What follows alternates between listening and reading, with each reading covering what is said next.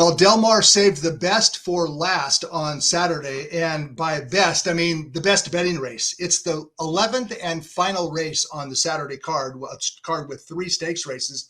And the reason it's the best betting race is because no fewer than 14 3-year-olds will contest the Grade 2 Del Mar Derby. It's a mile and 1/8 for 3-year-olds on grass. It's worth $250,000. And boy, you talk about a wide open scramble. This is not an easy race to handicap. It should be an easy race to bet on because no matter who you like, you're going to get paid if you are right. As far as the historical significance of the Del Mar Derby, occasionally this race is won by a horse on his way up to more important things. In 2010, Twirling Candy won the Del Mar Derby. He would come back and win the Grade 1 Malibu on opening day of the winter meet at Santa Anita and become one of the leading handicap horses as a 4-year-old in California. In 2014, Midnight Storm scored an upset in the Del Mar Derby. He would later win the Grade 1 Shoemaker Mile and win multiple graded stakes races. In 2015, Ohm won the Del Mar Derby, and he also would go on to become a Grade 2, Grade 3 caliber turf miler and runner-up in the Breeders' Cup Turf Sprint in 2016 and 2019. My point is, this Del Mar Derby, it's kind of a niche race. 3-year-olds at a mile and 1/8 on grass, and like many grass divisions in California, it doesn't have a whole lot of really top, consistent quality to it. This is a group that takes turns, much like the Fillies and Mares running in the Maybe, which is race number 9.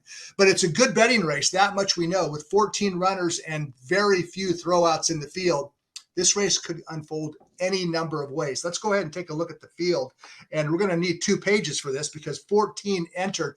I would expect favoritism perhaps to be number 1, Hudson Ridge. He was 3rd across the wire in the mile and 1/16 La Jolla, but he is a bona fide mile and 1/8 horse. He won the Cinema at a mile and 1/8. He won an allowance race at a mile and 1/8. So he's stretching out to his preferred distance, Hudson Ridge is. He also benefits by the jockey switch to Flavian Pratt, who's really the best jockey in California. It's not even close. I used to think that Umberto Rispoli might give Flavian Pratt a run for his money. I think I've adjusted my opinion after watching some of the rides this summer, but Hudson Ridge, ridden by Pratt, is a definite contender. None Above the Law, stakes winner, no foolery here. I want to talk about him because he might be the horse on which to gamble. Zaffarelli won the La Jolla via disqualification. Let's go ahead and look at page 2 of the Del Mar Derby entries. The winner of the La Jolla, that was a mile and 1/16 on August 8th, or I should say the first across the wire finisher, was Sword Zorro, but he was disqualified under Rispoli and placed 3rd for causing interference in the stretch.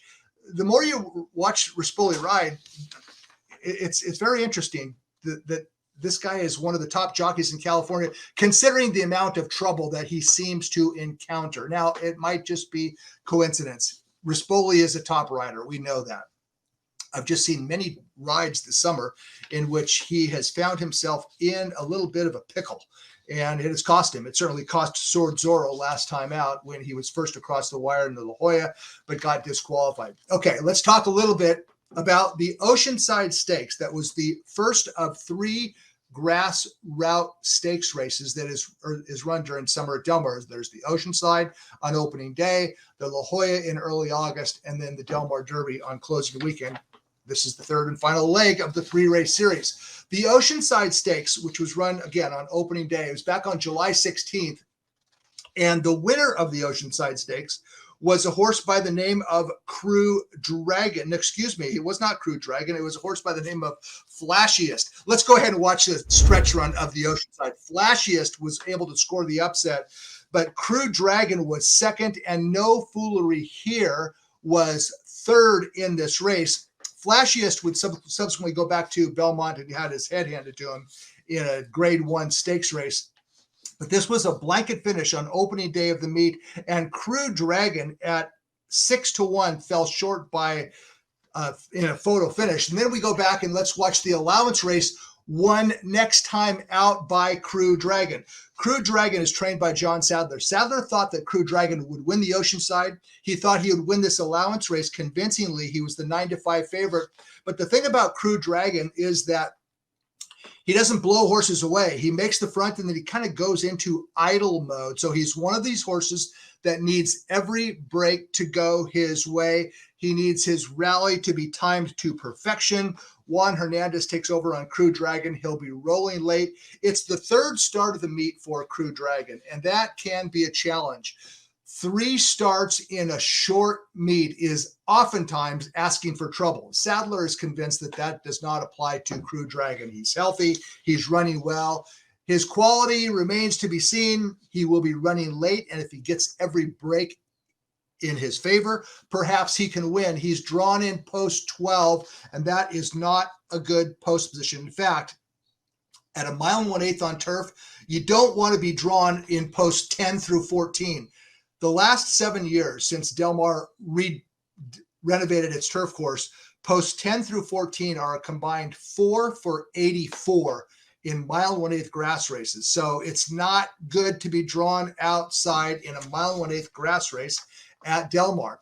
And the same thing applies to Sword Zorro, who was first across the wire in the La Jolla, disqualified.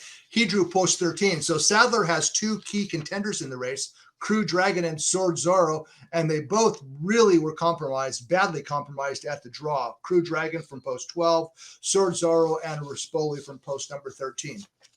All right, let's talk a little bit about the horse that I think is going to be the favorite, and his name is Hudson Ridge. He finished third in the La Jolla last time out, but 2 starts back in an allowance race at the mile and 1/8 distance of the Del Mar Derby. Well, go ahead and take a look and see what Hudson Ridge did in this allowance race at Santa Anita on June 18th. He was the 9-5 favorite coming in off a win in the Cinema Stakes, and he pretty much dominated the race. He won clear over Flashiest. Flashiest is the horse that would come back in his very next start and win the Oceanside Stakes. So this was a race that Hudson Ridge was supposed to win, but 3 starts back in the Cinema, he kind of got overlooked in a small field, and he was coming in off a trouble trip.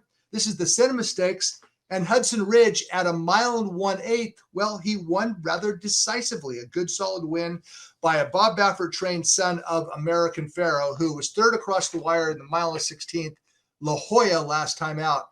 But on Saturday, he stretches out to his preferred, distance of a mile and 1/8. Pratt takes over for Cedillo, and Hudson Ridge, I would expect him to start favored, but the horse that I really kind of like to bet on is a horse that I suspect could slip through the cracks, and it's another Baltus trainee. I like the Baltus trainees in both grass stakes on Saturday at Del Mar. I like going to Vegas in the maybe, and No Foolery Here, who was 39-1 in the Oceanside Stakes, and he ran well. He rallied from last. He finished with run. He lost by a head.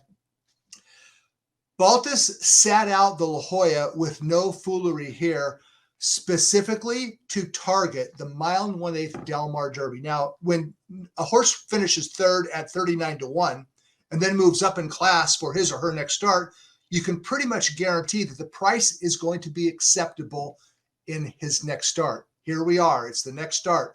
It's 7 weeks later.